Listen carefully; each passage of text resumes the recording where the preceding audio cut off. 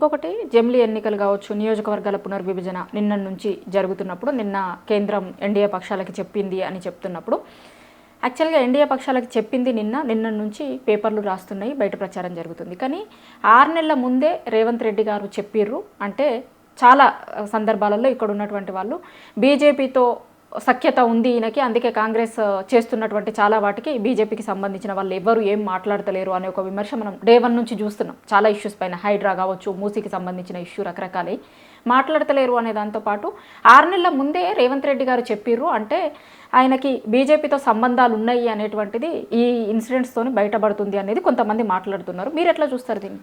అంటే నేను డే 1 చెప్పాను, ఆయన మనిషి కాంగ్రెస్లో ఉన్నాడు, మనసేమో చంద్రబాబుతో ఉంది. అంటే కీలుబొమ్మ ప్రభుత్వం ఇది.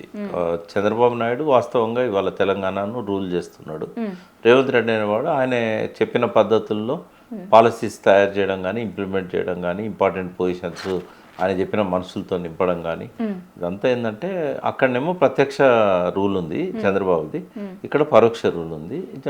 కాబట్టి చంద్రబాబుకును బీజేపీకి అండర్స్టాండింగే కాకుండా అలయన్స్ కూడా ఉంది. కాబట్టి డెఫినెట్గా బీజేపీ ప్రభుత్వం అని అనుకోవచ్చు మనం. బీజేపీ చంద్రబాబు కన్సర్నల్లో డైరెక్షన్లో ఇక్కడ పాలన నడుస్తున్నది.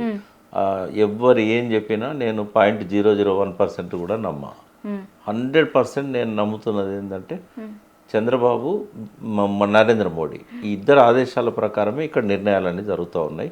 అలా 90% చంద్రబాబు నాయుడుది, ఒక 10% మోడీ గారిది. ఇక 1% కూడా రాహుల్ గాంధీది లేదు ఇక్కడ. రాహుల్ గాంధీ చెప్పిన ఏది కూడా అమలు కాలే, ఆయన ఏ డిక్లరేషన్ అమలు కాలే. ప్రియాంక గాంధీ చెప్పింది, సోనియా గాంధీ చెప్పింది, ఏది అమలు కాలే. తర్వాత ఇప్పుడు ఈయన అమలు చేస్తున్నాయన్నీ వాళ్ళ పాలసీస్కు వ్యతిరేకమైనవి. అదానికి ఇక్కడ ఈయనేమో అవకాశం ఇస్తాడు, ఆయనేమో వద్దని చెప్తాడు. తర్వాత ఆయనేమో రిజైన్ చేసి రావాలి, ఇది మా నాన్న తయారు చేసింది రాజీవ్ గాంధీ అంటాడు. ఈయనేమో దానికి విరుద్ధంగా ప్రవర్తిస్తాడు. స్పీకర్లతో కూడా అబద్ధాలు ఆడిస్తాడు, తీర్పులు చెప్పిస్తాడు తనకు అనుకూలంగా. ఏది కూడా కాంగ్రెస్ మార్క్ పాలన కాదు ఇది. కాకుండా వాళ్ళు ఎందుకు సైలెంట్గా ఉంటున్నారు? 2 కారణాలు ఉన్నాయి. ఒకటి, వాళ్ళ కర్ణాటక ప్రభుత్వము ఈయనలాగా డబ్బులు వసూలు చేసి ఇచ్చే పరిస్థితులు లేదు. డీకే శివకుమార్కు వాళ్ళు మోసం చేశారు. జెంటిల్మెన్ అగ్రిమెంట్ ప్రకారం 50% టైం అయిపోయాక ఆయనకి ఇవ్వాలి. ఫస్టే ఇవ్వాల్సి ఉండే, ఇవ్వలేదు. ఇప్పుడు రెండవది ఏం చేశారు, అక్కడ ఆయన తెలంగాణలో ప్రభుత్వం రావడానికి కావాల్సినంత ఖర్చు పెట్టుకున్నాడు. ఇప్పుడు మళ్ళీ ఏమంటే ఆయన ఇచ్చే పరిస్థితులు లేడు. ఇప్పుడు కర్ణాటకతో పాటుగా ఇతర రాష్ట్రాల్లో ఎక్కడ ఎన్నికలు జరిగినా కూడా ఆ బరువు అంతా రేవంత్ రెడ్డి మీదనే పడుతుంది. ఆయన మంచిగా వాళ్ళ వీక్నెస్ని పట్టుకున్నాడు, డబ్బులు పడేస్తున్నాడు. ఆయన రకరకాల పద్ధతులలో వాళ్ళకు ఫండ్ కలెక్ట్ చేసి ఉండొచ్చు. ఇవాళ ఆయన నా ఒక్క విషయంలో ఈయన దించొద్దు, ఎందుకంటే ఈయన దించితే మనకు రూపాయి రాదు ఎక్కడి నుంచి. హిమాచల్ ప్రదేశ్ చాలా చిన్న రాష్ట్రం, అక్కడ ఫండింగ్ ఇచ్చే అవకాశమే లేదు. వాళ్ళకి కావాల్సింది పార్టీ ఫండ్, ఈయనకు కావాల్సింది ముఖ్యమంత్రి పీఠం. ఆ ఒక్క విషయంలో ఇద్దరి మధ్య అండర్స్టాండింగ్ ఉంది. మిగతా విషయాల్లో దేనిలో కూడా వాళ్ళు చెప్పే సాహసం చేయరు, ధైర్యం చేయరు, ఈయన తీసేసే సాహసం అసలే చేయరు. కాబట్టి దీన్ని ఇట్లా అర్థం చేసుకోవాలి ఈ ప్రభుత్వాన్ని. కానీ రేవంత్ రెడ్డి గారు నిన్న కూడా మాట్లాడారు ఢిల్లీలో ఒక ఛానల్తో మాట్లాడుకుంటూ కూడా, బీఆర్ఎస్ బీజేపీ 2 కూడా నాకు సమానమైనటువంటి ప్రత్యర్థి పార్టీలుగానే చూస్తా నేను వీళ్ళిద్దరిని అని అంటున్నారు కదా. మరి అంటే ఒక కాంగ్రెస్ ముఖ్యమంత్రిగా ఢిల్లీలో మాట్లాడినప్పుడు అట్లకంటే ఏం మాట్లాడతాడు? బట్ ఆయన రాబోయే రోజుల్లో బీజేపీతో ఇంటర్నల్ అండర్స్టాండింగ్ ఉంటుంది వాళ్ళకు. ఒకవేళ కాంగ్రెస్ కనుక ధైర్యం చేసి రేవంత్ రెడ్డిని లాస్ట్ 1 year బిఫోరో 6 నెలల ముందో మనం వాగ్దానాలు హామీలు అమలు చేయలేదు కాబట్టి నీ నాయకత్వాన పోతే మనకు అధికారం రాదు, నువ్వు పక్కన ఉండు, శ్రీధర్బాబునో లేకుంటే ఇంకో ఉత్తమ్నో ఇంకొకరినో బట్టినో ముఖ్యమంత్రిగా పెట్టుకుందామని అన్నారనుకోండి, ఈ కూటమిని ఆయనే తయారు చేసి దాని నాయకత్వం వహిస్తాడు. ఫస్ట్ ఆయన చేసేది ఏంటంటే దానికి ఆయన ప్రతిఘటిస్తాడు. ప్రతిఘటించి, ఎందుకంటే ఆయన నాయకత్వాన్ని నెక్స్ట్ అధికారం రాకపోతే ముఖ్యమంత్రి కాలేడు ఆయన. కాబట్టి ఏం చేస్తాడు, నెక్స్ట్ ముఖ్యమంత్రి కావాలంటే ఏం చేయాలి? కాంగ్రెస్ను భ్రష్టు పట్టించాడు 4.5 సంవత్సరాలు అనుకుందాం. 2.5 సంవత్సరాలు ఏం జరిగిందో ఇంకో 2 నెలల్లో అది జరుగుతుంది. కాకపోతే లాస్ట్ ఇయర్లో రైతు బంధు ఇవాళ 1 ఎకరం వేసిండు, మొన్న 2 ఎకరాలకు వేసిండు. లాస్ట్ ఇయర్ ఒక 10 ఎకరాల వాళ్ళకు కూడా ఎత్తాడు కావచ్చు. రుణమాఫీ కూడా మళ్ళీ ప్రకటిస్తాడు కావచ్చు. ఏం చెప్పినా జనాలు రేవంత్ రెడ్డి చెప్తే నమ్మరు. కాబట్టి ఏం చేస్తాడు ఆయన, మళ్ళీ ముఖ్యమంత్రి కావాలి. ఇప్పుడు 2034 దాకా ఆయన నేనే ముఖ్యమంత్రిని అని చెప్తున్నాడు, 33-34 దాకా. అందుకని ఏం చేస్తాడంటే ఫస్ట్ 5 years ఏమో కాంగ్రెస్ ముఖ్యమంత్రి, second 5 years TDP BJP Janasena split అయిన కాంగ్రెస్ ముఖ్యమంత్రి. స్ప్లిట్ ఎందుకు వస్తుంది అంటే ఆయన ఫోల్డ్లో ఉన్న ఎమ్మెల్యేలు చాలామంది ఉన్నారు, కొత్త వాళ్ళు ఒక 40 మంది వచ్చారు అసెంబ్లీకి, అందులో చాలామంది ఆయన ఫోల్డ్లో ఉన్నారు. ఆ డబ్బు ఉంది ఈయన దగ్గర, రేపటి రోజులు ఇంకా ఎక్కువ డబ్బు ఉంటుంది.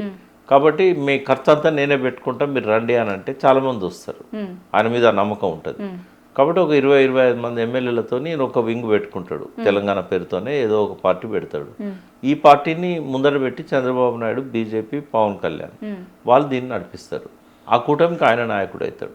కాబట్టి ఎట్టి పరిస్థితులు బీజేపీకి బీఆర్ఎస్కు అవగాహన ఉండే అవకాశమే లేదు. ఎందుకంటే మొన్న మీరు కేసీఆర్ ఓటమికి నేను 26 కారణాలు అర్థం చేసుకున్నాను.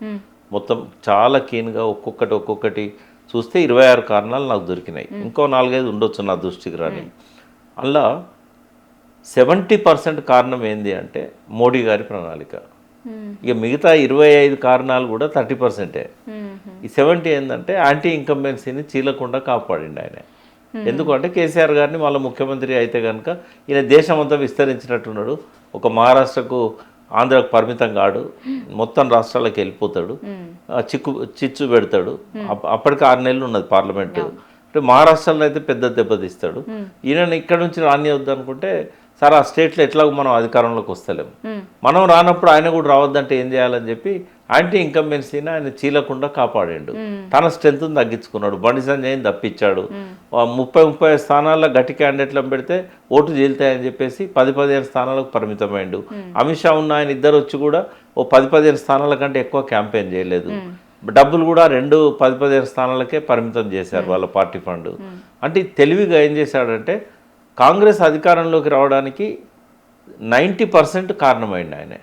అంటే కాంగ్రెస్ అయితే తనకి ఇబ్బంది లేదు, తెలిసిన శత్రువు, ఈజీ కొట్టవచ్చు. కాబట్టి ఆ రకంగా చేశాడు. ఈసారి ఏం చేస్తారంటే రేవంత్ రెడ్డి ముందు పెట్టుకొని ఈ కూటమిని అంతా జమ చేసుకొని పరోక్షంగా ఓవైసీతో కూడా బీఆర్ఎస్ ఓట్లు, కాంగ్రెస్ ఓట్లు తీల్చడానికి కొన్ని కాన్స్టిట్యున్సీలలో అదనంగా నిలబెట్టి ఇంతకుముందులాగా 7 స్థానాలు కాకుండా 30-40 స్థానాల్లో కాంగ్రెస్ దిక్కుపోయే ముస్లిం ఓట్స్ డైవర్ట్ చేసుకోవడానికి ప్రయత్నం చేసి ఆయనే అధికారంలోకి మళ్ళీ రేవంత్ రెడ్డిని తీసుకొస్తాడు. అంత కాన్ఫిడెంట్గా చెప్తున్నాడు అంటే ఈ కాన్స్పిరసీ అంతా ఆయన రెడీ చేసి పెట్టుకున్నాడు. ఒకవేళ కనుక కాంగ్రెస్ ఆయననే ముఖ్యమంత్రి క్యాండిడేట్గా ప్రకటించి చేసినట్టయితే లోపాయికార అండర్స్టాండింగ్ వీళ్ళకు ఉంటుంది. మొన్న ఏ రిజల్ట్ మోడీ వల్ల వచ్చిందో మళ్ళీ మోడీ, చంద్రబాబు నాయుడు, జనసేన కూటమితో కూడా ఆ రకమైన ఇంటర్నల్ అండర్స్టాండింగ్తో రేవంత్ రెడ్డి కంటిన్యూ అవుతాడు. కాబట్టి ఈ 2 ధోరణులు కూడా బీఆర్ఎస్ పసిగట్టాలి, దాన్ని తగ్గట్టుగా ప్రణాళిక వేసుకోవాలి. చిన్న పామునైనా పెద్ద కట్టెతో కొట్టాలంటారు. సో ఆ మైండ్ గేమ్ అంతా కూడా అర్థం చేసుకోవాలి.